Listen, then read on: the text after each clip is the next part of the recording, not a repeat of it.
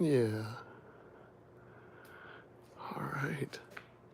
I'm going to adjust this shot slightly so that the old man can come in and talk to this wonderful person about this beautiful artwork. I suppose you could always grab the phone too and move it if you want to bring it in more. I like a still shot because we can also do a little movement like this. But Yeah. this is Don Lanning, everybody. And I'm going to come in a little tighter here. You know what? Usually we start with a bunch of stuff. I want to start by introducing my friend, Jennifer. You're over there. Hi. Good to see you. We just spent a week together, and this beautiful creature has come out of about 38 hours of work. Yeah. I want you to introduce yourself and go ahead and hold that up. Right. Hi, Jen Silverlight. You can get me at Silverlight Creations on Instagram. A little bit louder, huh? Okay. Silverlight Creations. Silverlight Creations on Instagram. Sorry, I'm a little shy in front of a camera. So, yeah, and it's been a wonderful, week here. Yeah, 40 hours? well, we've had a blast. Yeah. And once again, it's been so much fun to watch her take this through its paces. I'm just going to take a second.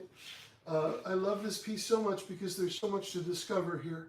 We're just going to go back and forth for a second. I want to hear about all of your inspiration, and I'm going to have Jennifer show you some of her drawings as well. But I just want you to drink this in. I want to point out some of my favorite things. Her patterning here. It feels like leaves coming around and cradling this beautiful face and different design elements. Here, you've got tendrils coming out of the eyes, which somehow, for me, works, everybody. Little soft feeling tendrils coming out of an eye somehow works. I don't know why that works so well for me, but tell us about your inspiration and then bring out some of these drawings as you'd like to.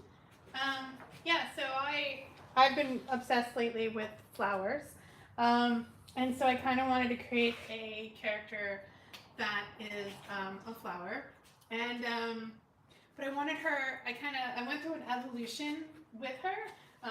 I had a flower in mind at first. I did some weird rough sculpt pictures, so not Thumbnail great. sketches. Yeah, I'm not. I wouldn't say I'm.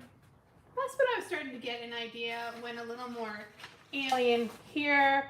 Then I got a little bit more here, but I felt like she was wearing the flower a little bit more than I thought she was the flower. Right. And I did a couple more little sketches, and then I finally drew this one. And now this for me was your key one. Yeah. I'm going to bring this forward just a touch. This is the one. I think this is the last drawing you did before class. Yeah. And once again, notice the expression here, folks. There's such a great similarity in the expression, but also all of this set dressing and all of the elements of style. Yeah. She was still sifting. Some things went away. This is something that was rather beard-like to me, but these stayed. And many times our drawings are tone pieces and things to help us do a jump off. They're a little rehearsal, if you will. Well, yeah, for me, I like to build the character. I did a little teaching, as you know, in the past, and with my students, always was really important creating the character, understanding who the character was, so we could feed it in. So I kind of created this character. I called her Aura, and she's kind of young, still, maybe teenager, and she's still experiencing the wonders of the world. So I wanted to kind of convey wonder on her face. And then as she's growing, she's getting more. More of her is growing into different emotions. So I have these little buds. This one's closed, and that one's starting to open because she's starting to understand sadness as she gets older. We'll get a tight shot on this one shortly before we go, everybody. But and so I really wanted to play with feelings and then still get the flower and hopefully make her feel like she was this alien flower, but just beginning to bloom out. So nothing big and anything like that. But well, you did a wonderful job. Tell me, was anything very difficult here in the class? Tell me something that was difficult, and if you will, tell us maybe a tool or something that was fun. Give me some negative and then give me a little sugar. For me, I think honestly, the hardest bit was getting the eyes right. Not that I love where I ended up with the eyes, but I kind of had a different idea for the eyes, and they were kind of big and bug-like, but when I put them on, it kind of gave a more menacing look than I liked. Mhm. So, you know, it was great working with you and kind of feeling out the eyes Thank you. and coming up with a concept that I liked. So that was great. And Right. then tools. I love the two tools that I was given to use. This giant rake over Right. here, Right. and this Kemper. Yep. Yep. And then this zester was great for really like making some beautiful like refined areas and stuff like that. And I also love all of the water, working with the different sponges and stuff like that Yeah. to help even refine it more. Yeah. So yeah. A lot of fun can be had with the water base. Chavant and oil clay is a very literal clay. Whatever's going to happen to it, you have to make that happen. Certainly there's some chemical situations that can help you affect that clay. But this one responds so well. For these features, water played a big role. Yeah. Alcohol, as a lot of you know out there, can do a wonderful finishing act on this clay as far as booger removal or debris removal and refinement. But I have to tell you, the effects you got with water are very pleasing. And also the softness playing against the more designed stuff is beautiful. And these little guys, I just love this. I love storytelling, or storytelling may be overstating it. You meet this wonderful character, your eyes, I would imagine like mine, land on the eyes, land on the face. I drink that in, I understand what's happening, and then I go find this guy. And I realize that that's a living, either tendril or extension of her, but either way, that makes me laugh every time I see it. It makes me feel good. And it looks like this is either a little baby or a little pod version of her, I don't know.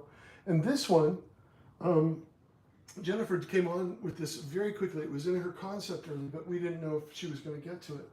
But this came on very quickly, and then this one's closed down because it hasn't sprouted yet. Yep, has not developed. Which Really. to me is just wonderful.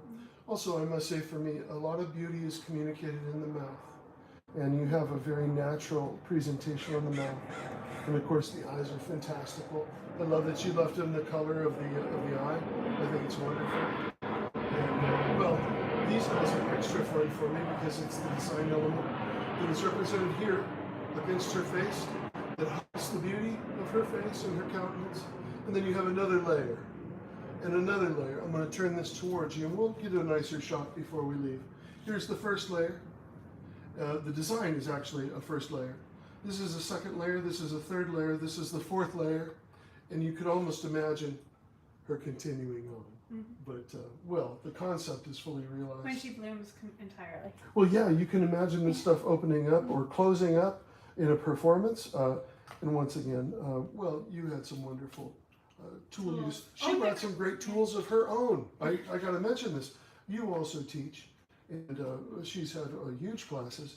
And once again, I got to share and find some of your tools that were interesting. But, well, I had a wonderful time with you. Me too. And once again, high concept. I love this because one of the things that makes this experience work is her doing some research before class and saying, what is it I love? What is it I want to talk about in clay? And what is it I want to learn something about? I have to tell you, folks, she and I didn't have a lot of meetings. A lot of this is her. But I fancy that I was able to introduce some new tools. And, well, more than that, but yeah. well, it was fun, wasn't it? Yeah, I gotta tell you, it was great. Anyways, everybody, I want you to go ahead and follow this wonderful artist. We can't wait to see what you do in the future. Thank you. And, to all of our friends out there in the Facebook, we appreciate you always with your kind responses and support for our students. She's one to watch. Thank you again. And I want to, in closing, I just want to say thank you to our host, Greg in the Puppet Studio. What a wonderful place. Many years of puppetry have gone through this place, and this is a historied, wonderful, active puppet studio. And we were so lucky to be able to get some of that mojo, some of that energy and inspiration by being here. I thank you. And beautiful lighting. Yes, and beautiful lighting, skylights. My gosh, it's been a long time since I sculpted, or I didn't sculpt, but to sit with you and be in this wonderful skylight. Oh, it's just wonderful. And also, on that note, what we did is we used the old Dick Smith light, one dominant light source. So she moved her table around until you got the light from the skylight. And once again, I don't think you've moved from that during the whole class. No, it's been perfect. So you've got this wonderful light. Every once in a while, I push it into the dark and start sculpting. I'm like, wait, what am I doing? Yeah. Well, I could talk to you forever about this, but we're gonna wrap it up. But beautiful. Can't wait to see what you do next. Thank you. Thank you, everybody. Have a good night and a good weekend. And the old man's gonna try to stop it. This will take 10 minutes, kids. Okay. And sorry, I'm gonna have to take this off here. We do this all the time, and I'm not sure what I'm doing. I'm going to grab the young person and they'll tell me what I'm doing. Young person, come explain this to me.